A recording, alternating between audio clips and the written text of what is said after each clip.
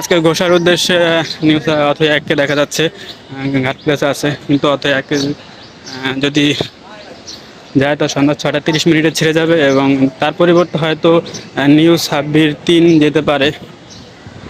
আজকে শিডিউল অনুযায়ী আছে আপনার ধুলিয়া একে ট্রিপ, কিন্তু তার না থাকার কারণে অথবা ঘাট করেছে। আর যদি নিউ সাব্বির 3 যায় তো অথবা আজকে যাবে না, অথবা সরিয়ে ফেলা হবে। আর যদি নিউ সাব্বির 3 না যায় তাহলে আজকে অথই যাবে ঘোষার উদ্দেশ্যে এবং আগামীকালকে ঘোষার থেকে ঢাকার উদ্দেশ্যে ছেড়ে আসবে।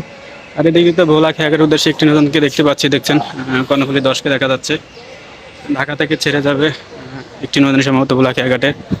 তার পাশাপাশি আমরা দেখতে পাচ্ছি ঢাকা বোরহানউদ্দিনের উদ্দেশ্যে গাজী সালাউদ্দিন আছে, সম্ভবত আজকে ঢাকা থেকে গাজী সালাউদ্দিন বোরহানের উদ্দেশ্যে, এবং বোরহানউদ্দিন সম্ভবত জামাল নয় ছেড়ে আসবে।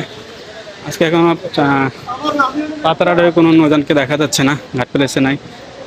লালমোহনের উদ্দেশ্যে দেখা যাচ্ছে মানিক 11কে ঘাট প্লেসে আছে।